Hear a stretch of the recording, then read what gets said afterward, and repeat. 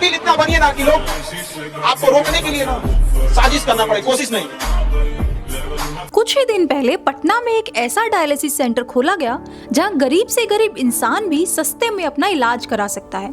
और इस सेंटर को शुरू करने वाले कोई बड़े बिजनेसमैन नहीं हैं, बल्कि वही आपके हमारे फेवरेट खान सर हैं। अब सिर्फ एजुकेशन में ही नहीं, खान सर हेल्थ केयर में भी गरीबों और जरूरतमंदों के मसीहा बनकर सामने आ रहे हैं।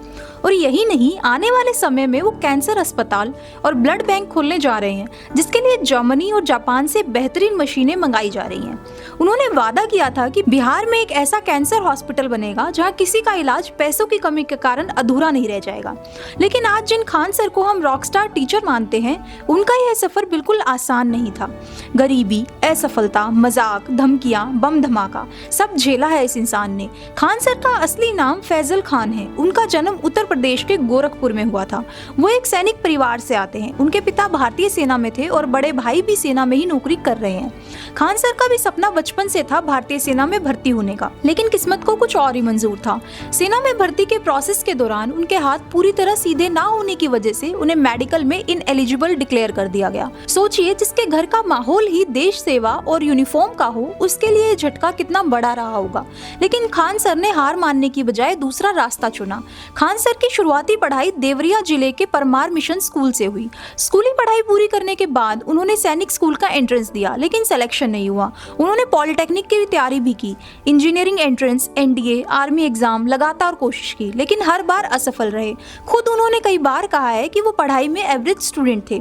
गरीबी इतनी थी कि कई बार उनके पास अच्छी पेंसिल तक खरीदने के पैसे नहीं होते थे, लेकिन यही मुश्किलें उन्हें और मजबूत बनाती रही। हार न मानते हुए उन्होंने साइंस स्ट्रीम से ग्रेजुएशन किया। इसके बाद इलाहाबाद यूनिवर्सिटी से साइंस में पोस्ट ग्रेजुएशन किया। सिर्फ यही नहीं, ज्योग्राफी में भी पोस्ट ग्रेजुएशन की डिग्री हासिल की। कहते हैं ना, अगर मंजिल दिल से चाहे तो रास्ता खुद ब खुद बनता है। उनका टीचिंग करियर एक छोटे से होम ट्यूशन से शुरू हुआ। शुरुआत में उनके पास सिर्फ एक ही स्टूडेंट था। उन्होंने एक बच्चे को पढ़ाना शुरू किया और जब वह बच्चा स्कूल में टॉप कर गया तो खान सर को पहली बार लगा शायद पढ़ाना ही मेरी मंजिल है। धीरे धीरे उनके पढ़ाने का तरीका चर्चा में आने लगा। बच्चे उन्हें समझते थे, हंसते हंसते पढ़ाई कर लेते थे। यही उनकी पहचान बन गई। खान सर के पास खुद का कोचिंग खोलने के पैसे नहीं थे।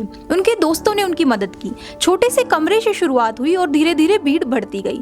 लेकिन जब पॉपुलैरिटी बढ़ी तो कुछ लोगों की आंखों में खटकने लगे। रिपोर्ट्स के मुताबिक उनकी कोचिंग पर बम हमला भी किया गया, लेकिन स्टूडेंट्स पीछे नहीं हटे। अगले ही दिन सबने मिलकर कोचिंग को फिर से खड़ा किया।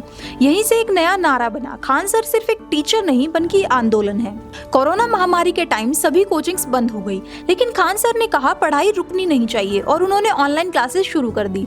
उनके यूट्यूब चैनल से लाखों स्टूडेंट्स जुड़ गए। उनके मजेदार अंदाज, देशभक्ति से भरे उदाहरण और आसान भाषा में कठिन टॉपिक समझाने का तरीका, यही सब उन्हें देश भर के छात्रों का फेवरेट टीचर बना गया।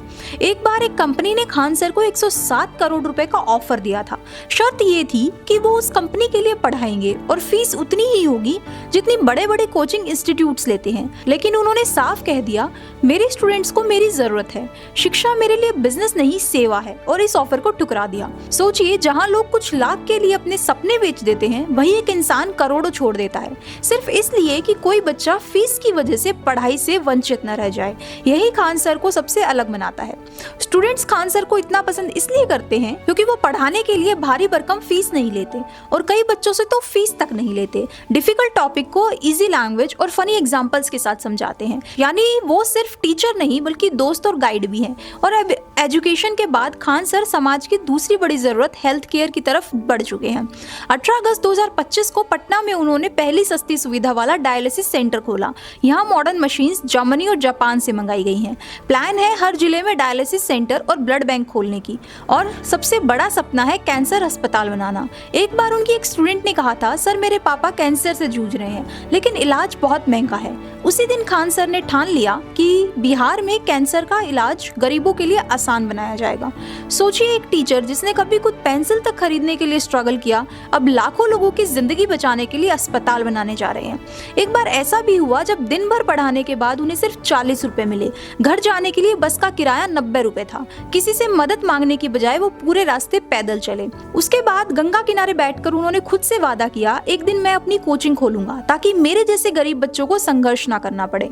आज वही वादा लाखों बच्चों की उम्मीद बन गया है। खान सर सिर्फ एक नाम नहीं, एक आंदोलन आंदोलन है। वो बताते हैं कि असफलता ही सफलता का पहला पड़ाव है। वो साबित करते हैं कि अगर दिल में इरादा बड़ा हो तो इंसान गरीबी से निकलकर लाखों जिंदगियों का सहारा बन सकता है। आज वो लाखों छात्रों के लिए पढ़ाई का रास्ता है और कल लाखों मरीजों के लिए जिंदगी की उम्मीद बनने जा रहे हैं। ऐसे ही महान इंसान की कहानियां हमें याद दिलाती हैं, हीरो फिल्मों में ही नहीं होते, असल हीरो हमारे बीच भी होते हैं। खान सर सच में एक नाम नहीं बल्कि प्रेरणा की पूरी कहानी है। अगर आपको ये वीडियो पसंद आया हो तो इसे लाइक और शेयर करें।